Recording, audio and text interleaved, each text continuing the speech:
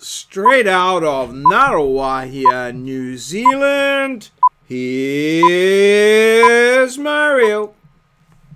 Hello, Maurieo Live, number 15, peak steroid. Hello, hello, welcome, welcome, welcome. Just bear with me for a minute as I just get the chat organised so that it'll show up on the main screen there. I seem to have, this is a method I know that works, Control C. And so we're just going over, I'm trying to do it as quickly as I possibly can, the live chat, and we'll just put the URL into there, Control V. Okay, and we should be now be chatting away. I'll just say something here. All go now, and that should be coming up on the chat at some point. Yes, it does, so that's good, and hopefully when we get someone in, we can just make sure that it updates there. So I'm just going to restore the chat. Oh, we've got someone in here already. Hello, hello, hello. It's now Buddy. It is Buddy, isn't it? You're using your yes. Yeah, hi, good to see you. So yeah, I've just gone on the just gone live now. I just chose a random time around about 12 past 9, so nothing really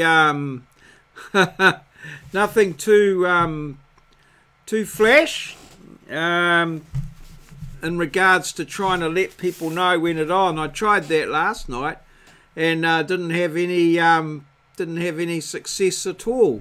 So yeah, so how's your weekend been? Have you managed to have a little bit of a break away from study and things like that, or have you been working hard on your other job?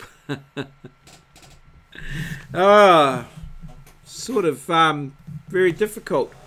The picture that I've got, not really. Relaxing, having some fun times, I hope. On the report.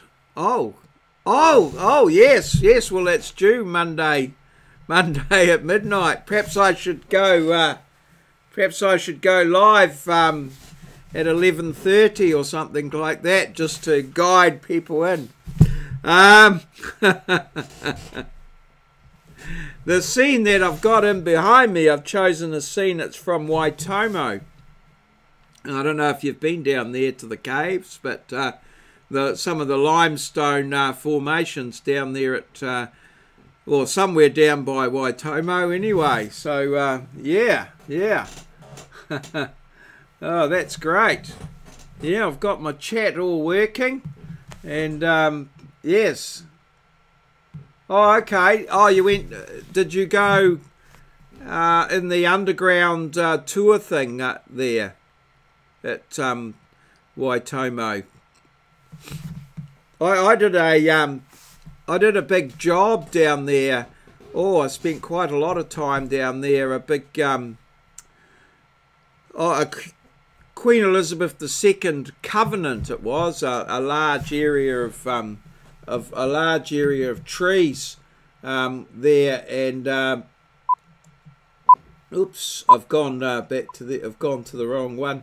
A large area of trees. And we were surveying it off through the bush. It was quite an extensive job, and bits of farm and stuff like that. Yeah, it was nice down there. Blackwater, yeah. The guy whose farm I was working on, he had a couple of little tourist ventures. He was just starting one up when I was there, which was, I think it was called I think it was down Tumo Road, and it was called Tumo Tubing or something like that. I'm not quite sure exactly what it was, but yeah, I'm just trying to move my title a little bit away from the edge. Yeah, he had a few of those things going down there. It's quite a interesting character actually, and yeah, had it all going down there. He also had a little house on I think it was an isolated bit of hill there, and yeah, it was called Dundle Hill, I think, and you could go up there and hire this little hut in the middle of the bush down there, which very isolated. I don't know whether he went any further with that or not, but yes, I did a job. Oh, I did a job down there. We were travelling down very early in my GPS experience, and we had hired a GPS, and we were travelling down at trying to make maximum use. So we'd leave home at about 5 or 6 in the morning, so that we could get on site at 8, and then we'd leave at about 7 or 8 at night, just as it was turning dark. And this one night we left it a wee bit late, and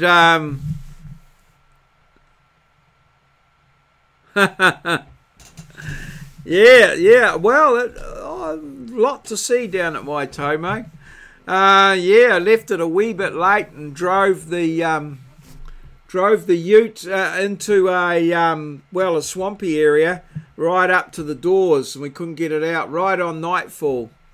So fortunately we had to be able to ring the farmer, and after a while he dragged us out with his tractor, and we got off the job at about 9 at night and got home at 11, I think, and then we were back again the next day at 8. So yes, interesting times down at Waitomo.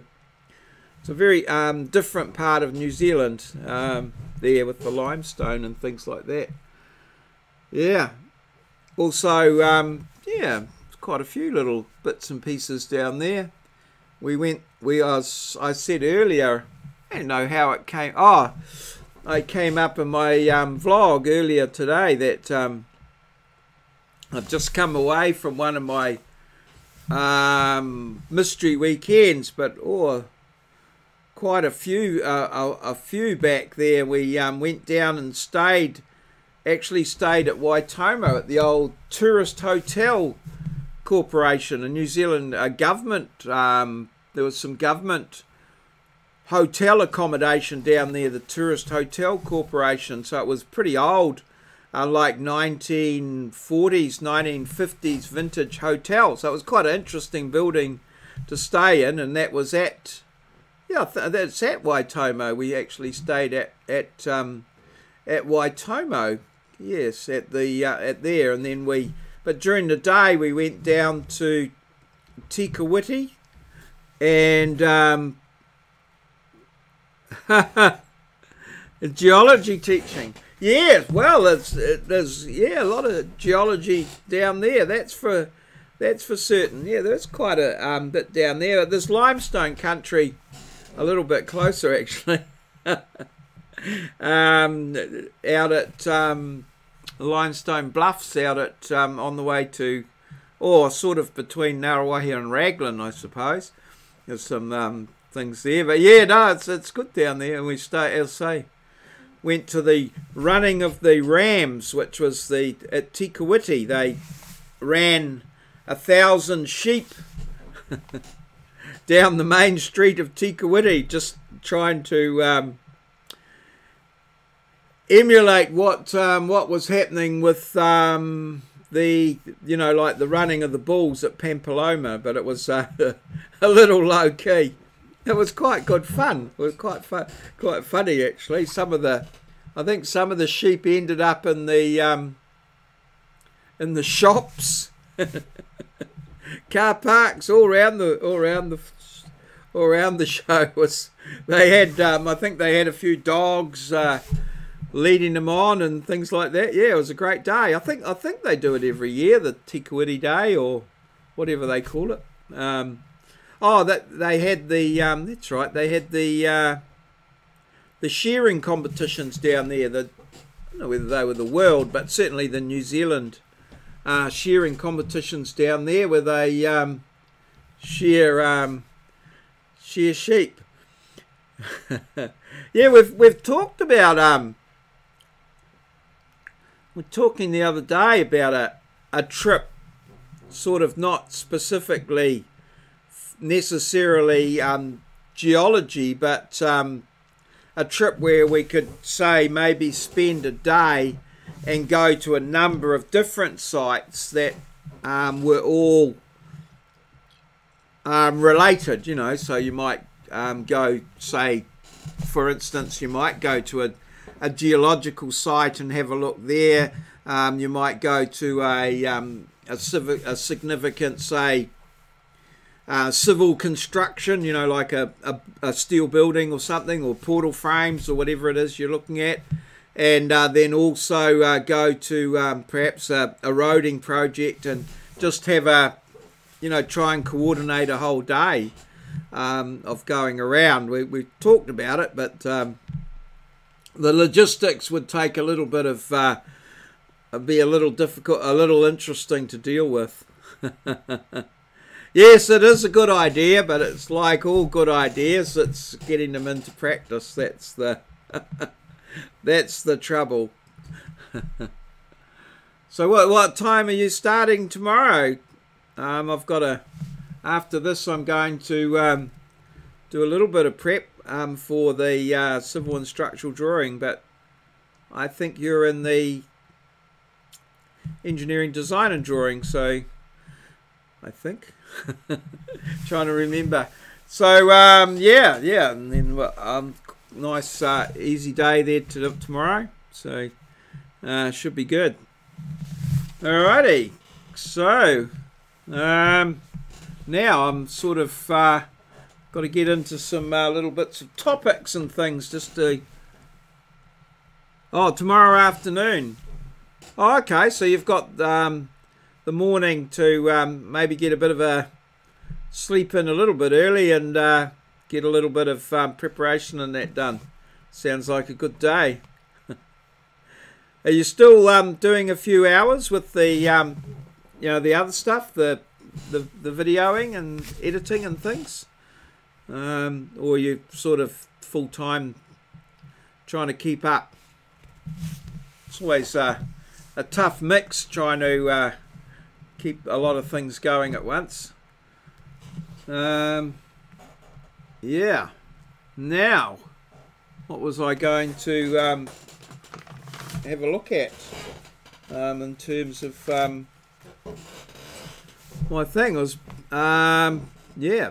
I hope the weather tomorrow is good. It's was pretty great weather today. Okay, yeah, thanks. Yeah, good to catch up with you, and thanks for dropping by. Awesome. Love your support. Okay, cheers. We'll catch you. Alrighty. So, yeah, today's weather was pretty good. Yes, yep. I'll that's right. Tuesday. Picnic table assignment. All good. Good to hear from you. Thank you. Yeah. So today's, as I said, today's weather was pretty good. Had a lovely day, but up at the hospital this morning for the old infusion, and then came home, and I was definitely pretty keen to get most of the lawns done and what have you. So yeah, that was good. So I was doing a little bit of lawn, and then come in for a bit of recovery by watching Netflix series, Insatiable, which I'm hoping to do a bit of a review on later on in the week, and then possibly do and then do a bit more. And I got I got all of the lawns in my house, internal ones done, and I've just got the street to do now out in front. And that's well, it's not growing that well so much at the moment, so it probably doesn't need anything. My front lawn doesn't grow quite as much as the back lawn, so yeah, I sort of sometimes can't quite see where I've been with the lawnmower in some cases, and that was the case out the front this morning. There, I was thinking about it. I wondered whether I need to sort of try and well, I have to say I saw a company that came into Wintec, and they were called Pimp My Lawn, and I thought, oh, that's a great name for a company. And this guy had all sorts of, I see him from time to time there with his little gadgets, and he sprays stuff on the lawn and does little bits and pieces. I imagine it's fertilizing and weeding and things like that. So I thought it might be something I could do, you know, to try and make my lawns a little bit better. But all I've ever done is just mowed them and let whatever natural grasses come through. So there's some bits where it's like a cotula. Well, it's a weed, I think. I call it a cotula, like on a bowling green. I've just forgotten the name of them now. There's a special sort of weed that they use on bowling greens that you don't actually have to mow that often. It just sort of spreads as a weed. And I did do some experiments with that a few, well, maybe decades ago now. But yeah, at the back there it's quite prolific. Well, I've got a garden area, or a no-dig garden area, where I put tons of compost on it and then let it grow through, and we grew some gardens there for a few years, but I haven't kept that up. And so the lawn out there grows, well, prolifically, very prolifically. Whereas at the front it's perhaps a little bit wet and doesn't get quite as much sun. So yeah, it can probably go twice as long as the back without needing a mow, but it's not a good lawn as such. Not like the one at Wintec where the Pimp My Lawn guy's been. That's for certain. So yes. So now let's well, I had some other topics the other day that I put in here that I've had written down on little bits of paper. I thought that I was going to do. Oh no, that's not it. That's some sort of log thing there. Log to the base 10 or something. I don't think that's going to be particularly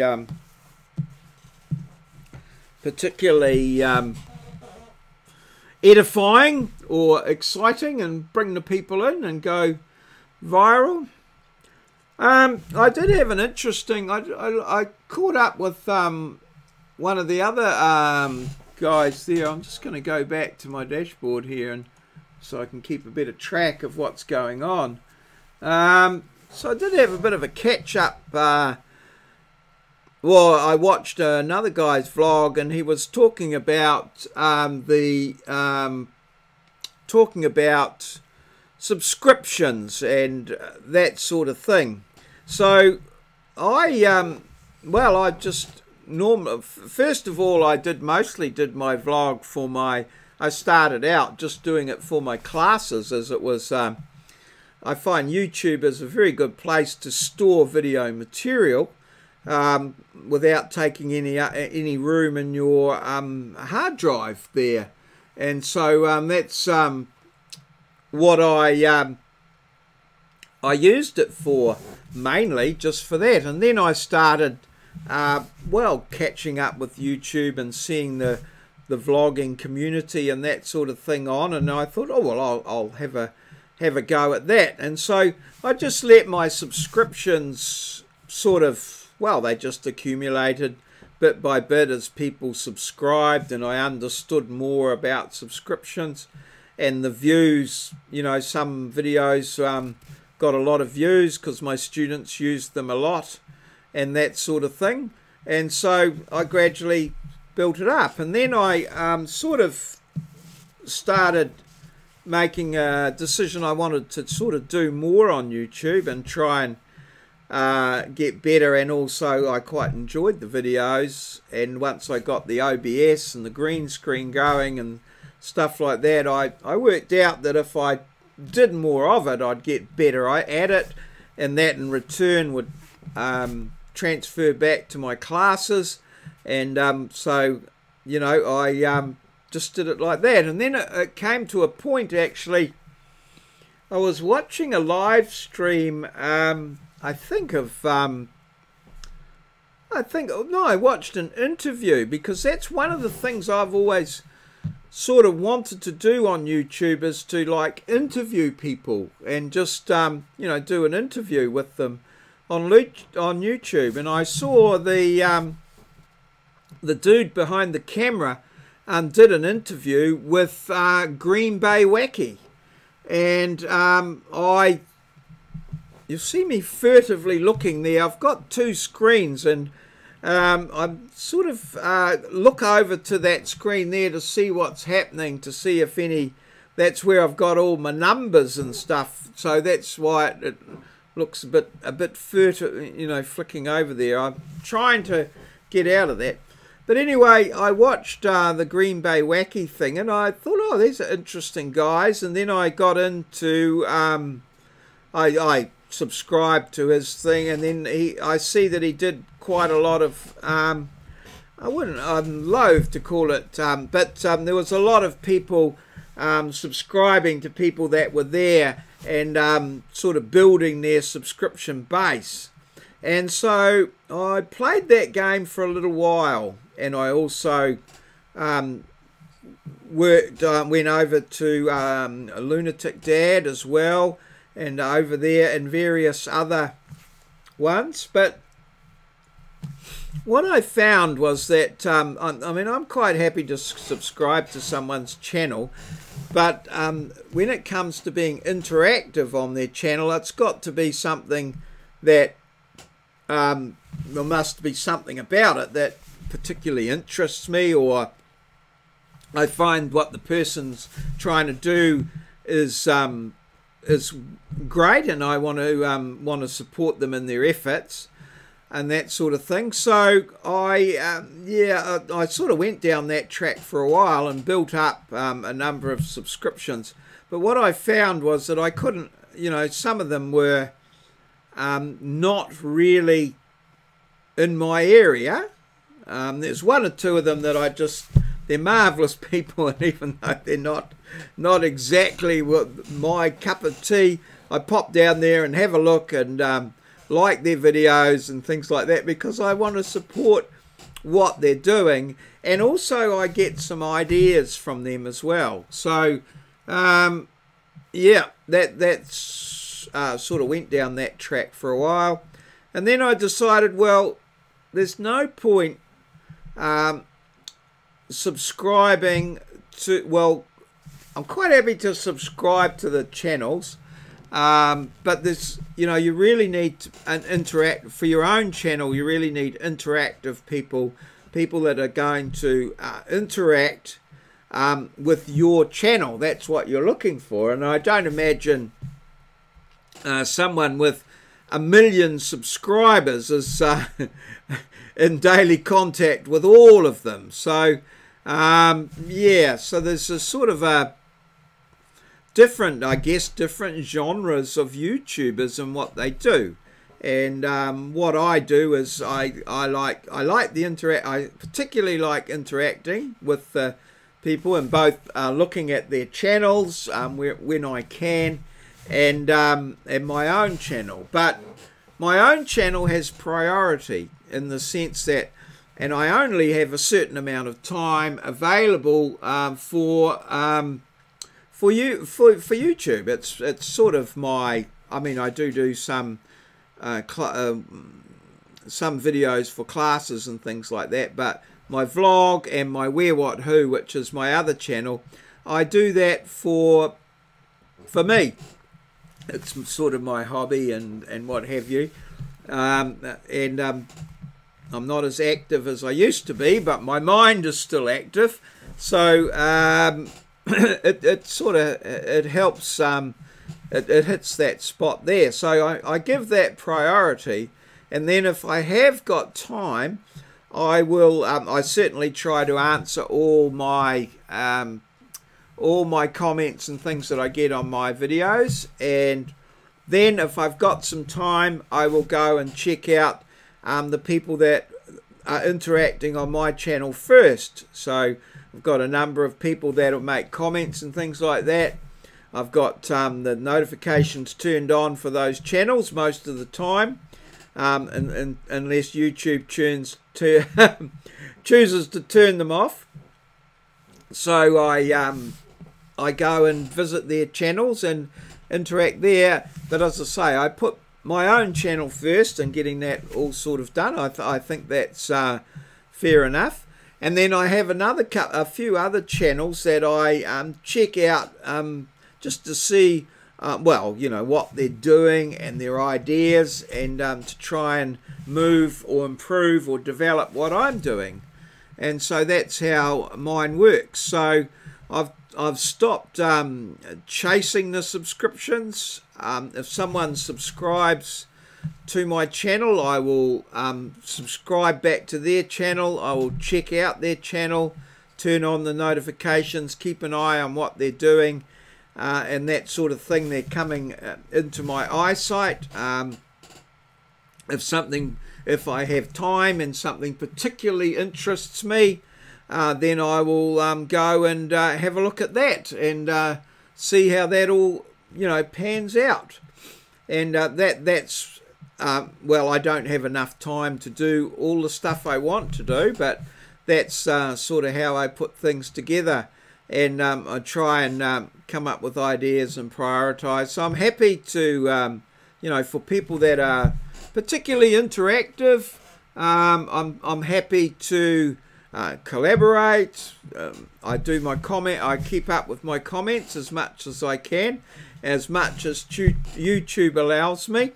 Sometimes they go to review, and I just have absolute problems, you know, sorting them out and finding them out. Sometimes I have to pick newest first and to find the actual comments in some sort of order, and there's just all sorts of weird stuff happens. But I do my absolute best to answer all the comments and to check out the channels from anyone that comments.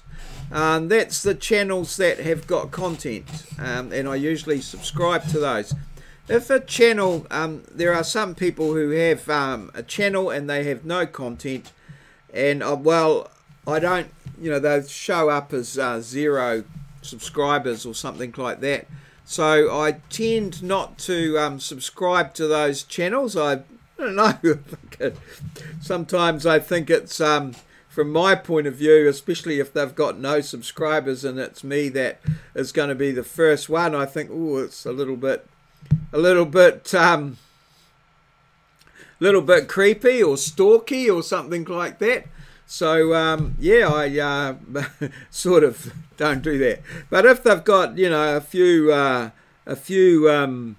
little videos and things there, well, I'll subscribe and turn on the notifications, and we'll see what happens from there. But certainly, if they make a comment on my channel, I'll go and check theirs out, or if they subscribe and suggest, you know, that we each, you know, subscribe and that sort of thing. It's good. But keeping track of, I like to see my subscription number go up. I don't like to see it go down, and that's it seems to waver. I think it sort of goes up up and down. So I think at the moment I'm at 707 subscribers. I think I've been, I might not have been at 707 before, but I've certainly been at 706. So it gradually inches its way up, and my feeling is that the subscribers that that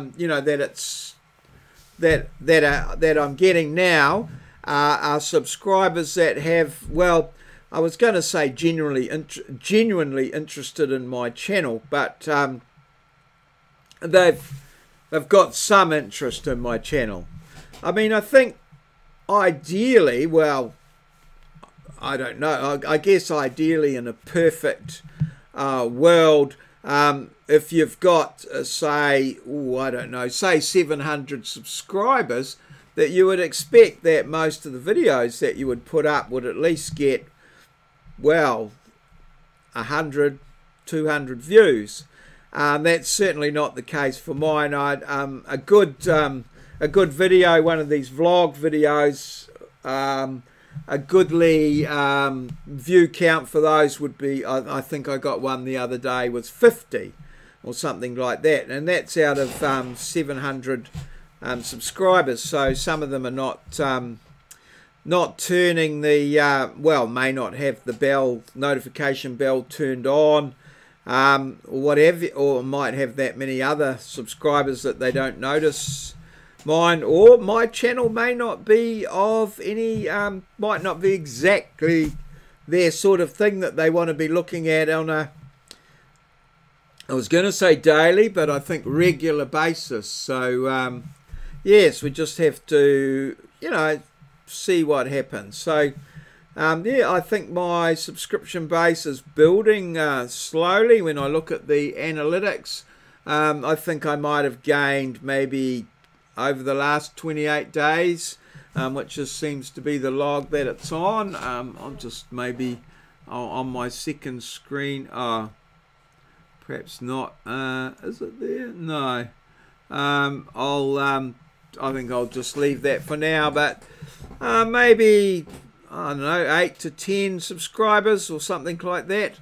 It's almost unbelievable how some of the big guys can get so many subscribers. Like I think it's only a matter of weeks ago, I watch, I'm a regular watcher of Casey Neistat's vlog, and I watch it just to see what he's doing and how he's doing things, and I noticed maybe 2, possibly 3 weeks ago he hit 10 million subscribers, and I see now that he's on 10,200,000 subscribers. So you know, people are subscribing to those. Admittedly, as I said earlier, I think he's probably well, what I would call a different level, obviously, but a different sort of genre, in that people watch him. I don't see too much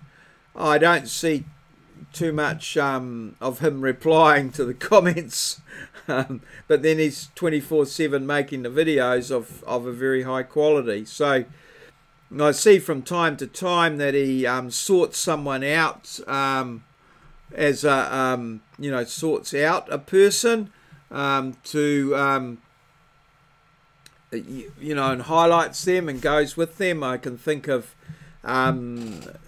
Chantel Martin, he's done one on, and they tend to be quite big YouTubers in their own right. Peter McKinnon, he's done one on, and they're all people that I have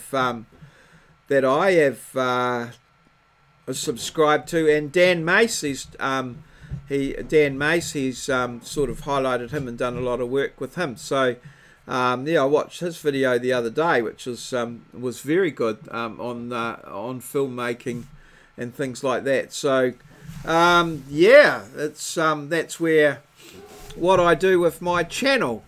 And you know, why do I do it? Well, I like the cut and thrust of trying to come up with something creative every day. I find that's and different, and so I try and be working on my vlog and try and think of an idea every day and something that's creative. And sometimes it's pretty obvious what the highlight of my day is and how I can fit that into the vlog.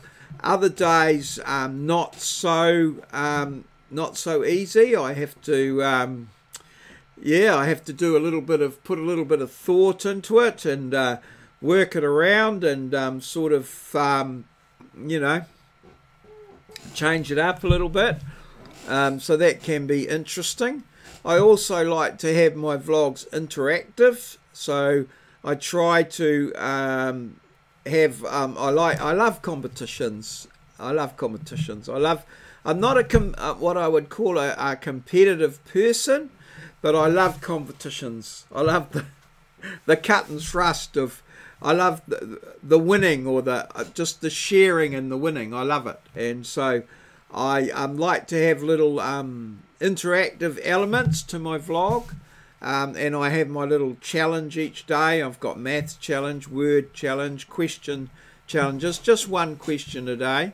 And I actually have two, I actually have another channel called Where, What, Who, which was born out of that, actually. Was born out of the challenge. And interesting how the challenge started, actually, because I sort of in the early days was a bit stuck for ideas, and I did a video, or did a vlog on something. And anyway, it was perhaps when I was doing my popsicle stick bridges with my integrated students, and I had this popsicle stick bridge, and I wanted an image of a bridge in the background on my green screen. And so I put up an image of a bridge. I didn't actually think too much about the bridge. I just put, oh, that's the good looking bridge. And so I put that up in the background. And anyway, it turns out that it was the Sydney Harbour Bridge. And someone, well, I think it might have been WT or one of his sidekicks, and way back, and he said, oh, that's the Sydney Harbour Bridge.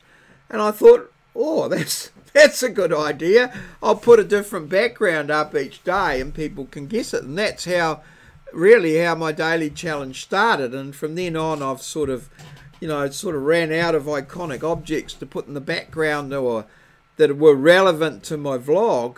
And so I started, well, I have all sorts of backgrounds now, but sometimes the background is part of the challenge and sometimes not.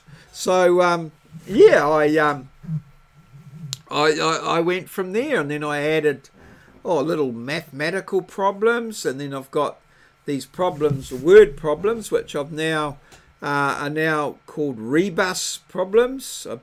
I've heard, and now I'm doing musical. Guess the tune of the musical, and of the music and that sort of thing, and try to make them relevant to my vlog. So that's built up there. Now on the back of that, of course, I found that for me, one of the things that I was trying to develop was the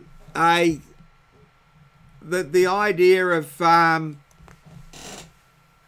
oh, hang on, I'll just where, what, who. I'll just get that up on my big screen just in readiness, and we'll just go there. So the story of the vlog.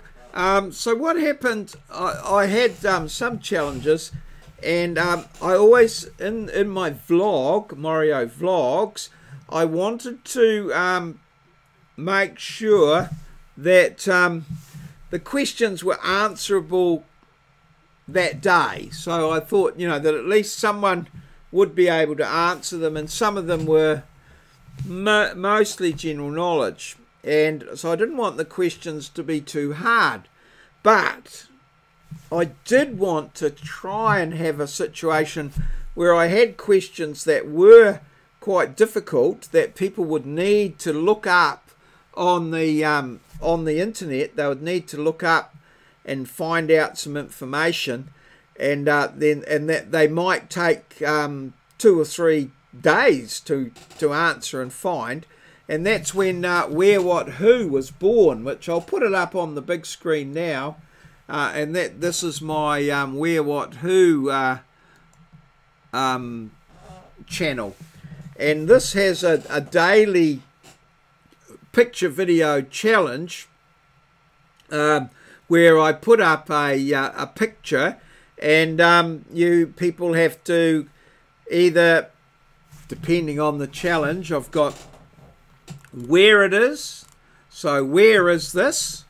They go in order, and then what is this, and who is this? So today's one was actually a where, and it was hint 1, where is this, and it's been solved. That one's been solved by WT got that, and that statue there is in Belize City, Belize in Central America there, and it's of a guy that started off as a slave.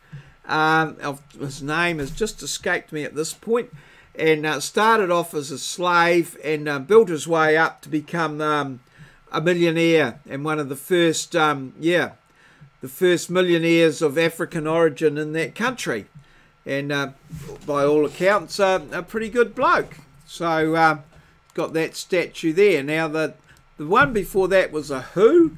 Took four hints to get that one, and this is Felix Graf von Luckner, who was a bit of a character, and actually captured 14 ships during World War I with the loss of only 1 life, and so he was quite a sort of well known around the world at the time. And then in the Second World War, Hitler tried to use him for propaganda purposes, but that didn't work out quite so well. But he did manage to survive, and he died in about 1966. Apparently a very strong man, could bend coins in his fingers and tear up telephone books. Yes. Right. And then this one here was a what. What is this? And that just went to 1 hint, that one. And it's actually it's called a fid. And it's for a little tool that you use for splicing ropes together, and mariners and that use that.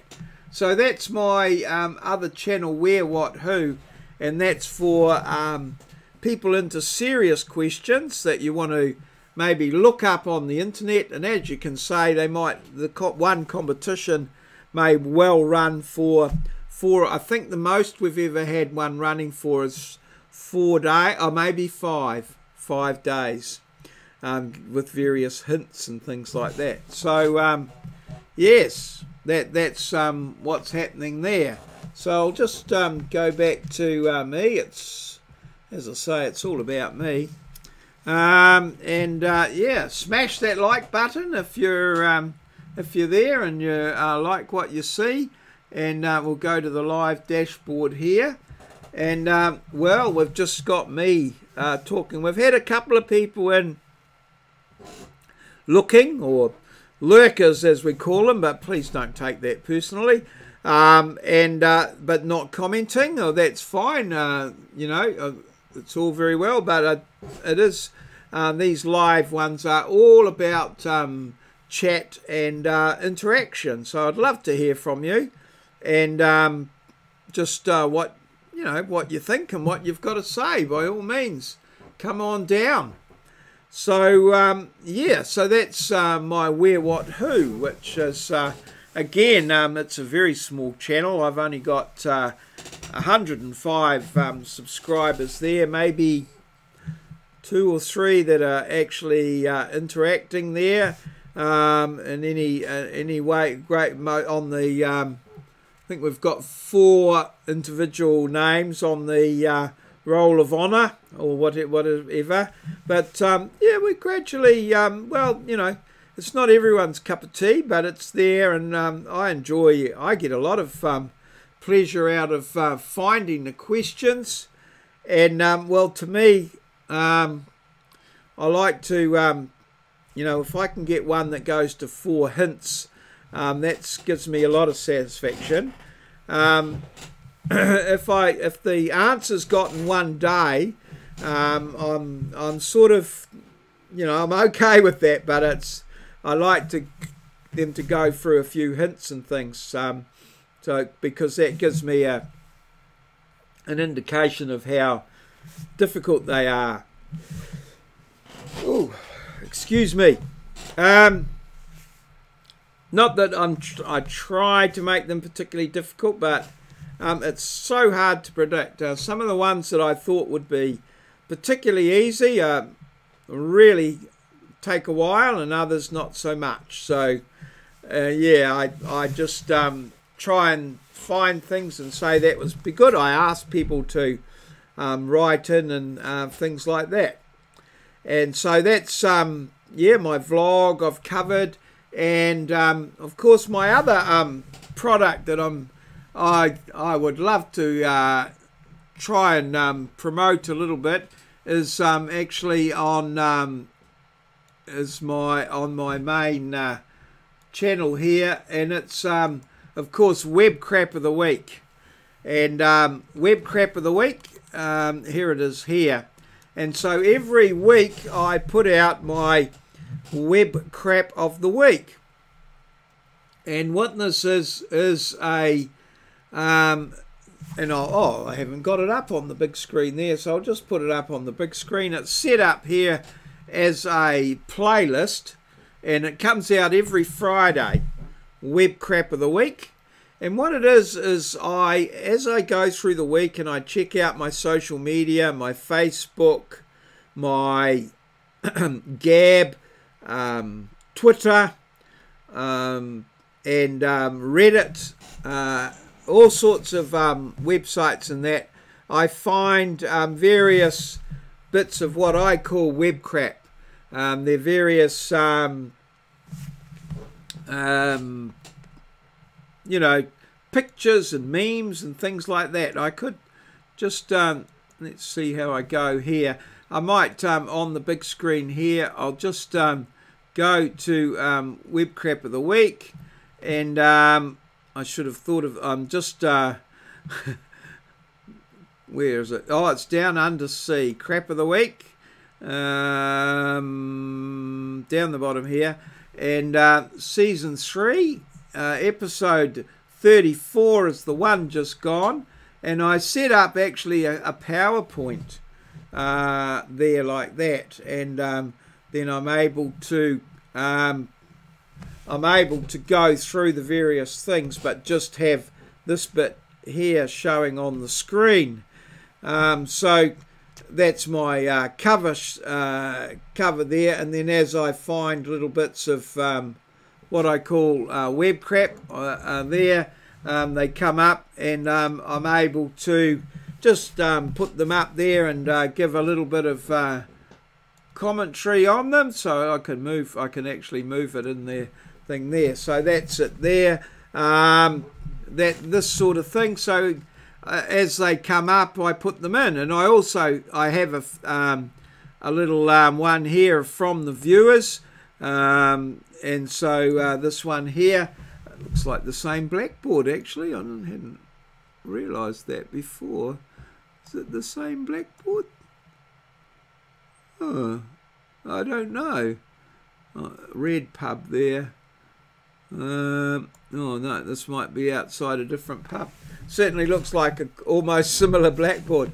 So move that one over there from the viewers. So this is one bits of web crap that are sent in from the viewers. So again, a little bit of interaction. If you find a particularly funny bit of web crap, send it my way to maurieo@maurieo.com, and I'm more than happy to include it in Web Crap of the Week, and you could well be a you know, a star of the screen and what have you. So let's drop that out of the way, and that, and that, and that, and that, and that's there. And now we're all oh, that's my actual live dashboard. So there we are there now, and yeah, 50 minutes. So I'm trying to go for an hour. So I only had one person in the comments tonight, so I should check that the comments are actually going. I'll just type going in the comments and see that it going. Yes, it's going. So yeah, not a lot of interaction in tonight's show. I'm just doing that. The shoulders on my jacket look like the back of my chair if I haven't got a bit of green screen over them. So yeah, well, I guess that's as you can see here. This is my chair here. So that's the chair there, and I've got a bit of green material that I just flick over it like that, and it disappears.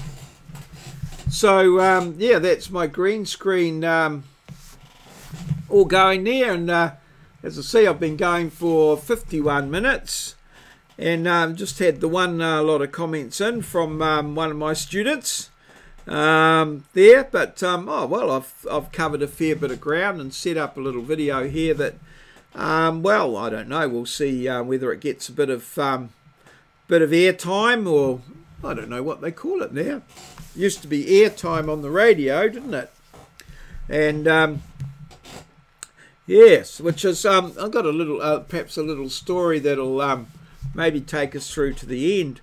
I was in my vlog today, when I was going through there, I was talking about I had a song that was on there, which was the question of the day that Moz got, Hang Down Your Head Tom Dooley, which was, oh, it's an old song. I can remember it, you know, from very early days, maybe, I can't remember an age, but 6 or 7 possibly. So it's quite a long time ago, this song. Anyway, I was commenting that I'd heard it on the radio, and then this thought came into my head, the wireless. People used to call the radio the wireless, and I thought, well, that's yeah, a bit of a crossover there with what we've got now as Wi-Fi, and but the wireless, amazing. It must have been an amazing bit of technology, you know, for people in that time, that they could hear things, you know, have a little box in their room. And it reminded me of this a priest that we had at Ngaruawahia there, that gave a sermon one Sunday, and he said, you know, and I think I've heard him say the same one a couple of times since. It was a Dutch guy, actually, a Dutch priest that came out from Holland, I think, and did a lot of time up at the top of the North Island as a missionary, working with Maori people. He was fluent in Maori. His English was still had a bit of a Dutch twang to it, or accent to it, but he has a very, I love it. He was a funny guy, and he had a bright red shiny face. Yeah, and anyway, he said, yes, he said, what, my father, we were in the living room, and my father said, we've got a special surprise. And he said, we all came into the living room and sat around, and there on a little table under a cover was this sort of little box under a probably a sheet or a towel or something like that, was this little box, he said, and we all gathered round, and my father unveiled it, and it was a wireless, he said. And they turned it on, and they were able to listen to music and things like that from other places. So this, he was well into his 70s, I suppose, and that would have been all around about 2000. So this was possibly in the 1920s or 30s or 40s. I'm not sure exactly when, but yeah, it would have been, you know, just magic technology that has come. We just you know, these days we think about Wi-Fi, and we've got mobile phones and that sort of thing, and to these guys the wireless was a new piece of technology. And well, you know, for a long time, and when I was growing up, I guess it was the only piece of that sort of technology that was in our house. Yeah, we had a wireless, and listened. Well, I used to listen to various stories on the radio at night, serials. I think Far Country was one, and Dr. Paul, I can remember. A lot of Neville Shute books were just read over the radio. The Goon Show, a lot of things like that which came in over the radio, and we'd listen to. And I think when I was about 6 or 7, I got a little crystal set. Well, it wasn't a crystal set. It was an aeroplane actually, and it had a long nose, and you could pull the nose out, and that was the aerial, and it had earplugs and a couple of little crocodile clips. It must have had a battery in it. I can't remember whether it had a battery in it, but a couple of little crocodile clips. And what you used to do with those, they were for the aerial, and we had a wire wove mattress, a wire wove bed, so would attach the crocodile clips to the bed, and that would be the aerial. And then of course we'd get the nose and pull that in and out to get the various stations. Now, where I lived at Titahi Bay, had one of the largest radio masts in New Zealand, if not the Southern Hemisphere. I'm not sure. It was a very, very bloody high radio mast, but it was 2YA, which was the national program, so it wasn't very exciting stuff on it, but you could actually, well, my recollection is you could go up by the radio aerial and put your ear to the fence wires there and actually hear the radio. You could hear people talking, but no, so we could get that one pretty easily, but and 2ZB and some, but sometimes we had to struggle to get various radio stations.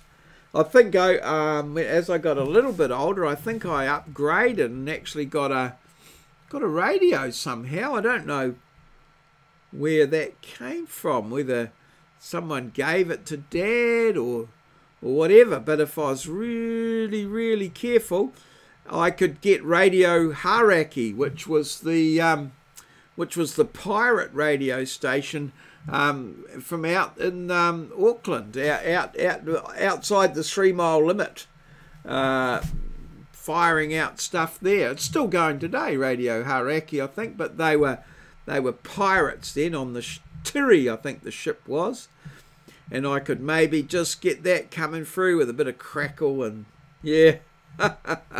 So that's you know, the way technology's gone now, I can get all of those radio stations on my phone, as well as ones from anywhere in the world, all around the world, overseas. You know, it's just amazing. So I'm coming right up for the hour. I think I'm powered by steroids, and with the help of that I've been able to talk pretty much solidly for an hour. So yeah, I don't know if that's some sort of record or not, but anyway, whatever, we'll call it to an end at in about 10 seconds. So thanks everybody for liking and subscribing, for supporting my channel, and for your interaction going forward. I look forward to talking to you again, meeting with you, and interacting and answering your comments. Thanks for your marvellous support. All good. Cheers. See you.